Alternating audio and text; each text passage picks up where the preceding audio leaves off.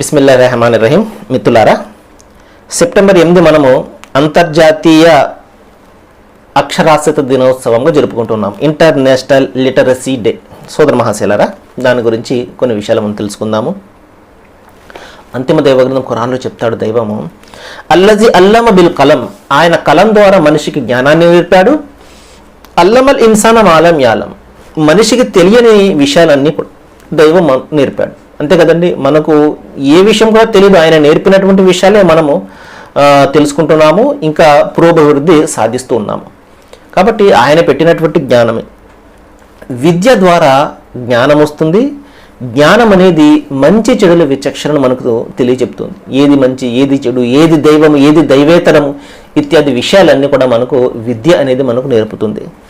ఇక అక్షరాస్యత విషయానికి వచ్చినట్లయితే, అంతర్జాతీయ అక్షరాస్యత దినోత్సవం యునెస్కో 1966లో ఇది ప్రతిపాదించింది.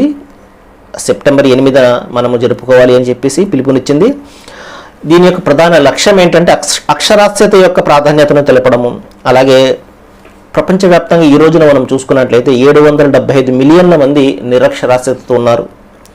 అంటే ప్రతి 5గురిలో ఒకరు నిరక్షరాస్యులుగా ప్రస్తుతం ప్రపంచంలో ఉన్నారు. అందులో 2/3 వంతు స్త్రీలు ఎక్కువగా ఉన్నారు. ఇక 60 మిలియన్ల మంది పిల్లలకు స్కూలింగ్ అనేది లేదు ఈ రోజున ప్రస్తుతం.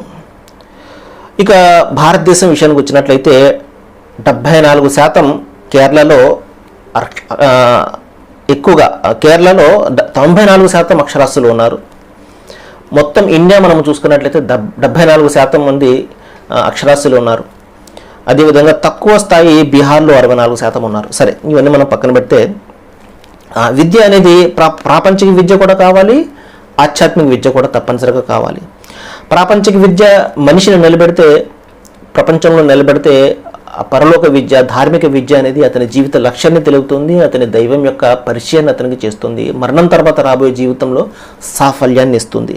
కాబట్టి అసలైనటువంటి జ్ఞానం ఏది అంటే దైవాన్ని తెలుసుకోవడమే. బైబిల్ గ్రంథంలో ఒక మాట ఉంటుంది, యెహోవాను తెలుసుకున్నట్టే జ్ఞానమునకు మూలము అని చెప్పి సామెతల గ్రంథంలో ఉంటుంది. కాబట్టి దైవాన్ని తెలుసుకునేటువంటి జ్ఞానం వ్యర్థం ఎంత సంపాదించినా కూడా. ఋగ్వేదంలో కూడా చక్కటి మాట ఒకటి మనకు కనబడుతుంది. అదేంటంటే, జ్ఞానులు ఋషులు తమ మనస్సును, ఆలోచనలను పరమసత్యము, సర్వంతర్యామి, సర్వశ్రేష్ఠు అయిన దేవుని యందు ఏకాగ్రత పరుచుచున్నారు. కాబట్టి తమ జ్ఞానాన్ని వాళ్ళు ఆ దైవాన్ని తెలుసుకోవడానికి ఉపయోగిస్తున్నారు అని చెప్పడం జరిగింది. భగవద్గీత గ్రంథంలో కూడా 10వ అధ్యాయం 3వ శ్లోకంలో, యోమామజమనాద్యం చవేత్తి లోక మహేశ్వరం అసమూఢస్య మర్త్యేషు సర్వపాపే ప్రముచ్యతే అన్నాడు. అంటే ఎవరైతే దైవాన్ని పుట్టుక లేనివానిగాను, అనాది స్వరూపునిగాను ఎవరైతే తెలుసుకునిచున్నాడో వాడు మనుషుల్లో అజ్ఞానము లేనివాడే సర్వపాపం నుండి విడవబడుచున్నాడు. అజ్ఞానం ఎప్పుడు ఉండదు, ఆ దైవాన్ని తెలుసుకున్నప్పుడు ఉండదు.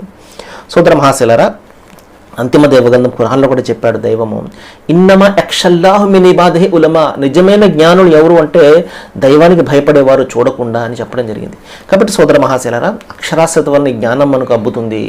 జ్ఞానం అబ్బాలి అంటే మనం అందరం కూడా అక్షరాస్యతను సాధించాలి. ఎవరైతే ఇంకా నిరక్షరాస్యులు మన చుట్టూ ప్రపంచంలో ఉన్నారో వాళ్ళకి మన చేతనైనంతగా సహాయాన్ని చేస్తూ వారికి జ్ఞానాన్ని, నిజమైనటువంటి జ్ఞానాన్ని నేర్పే ప్రయత్నం మనం చేయాలి.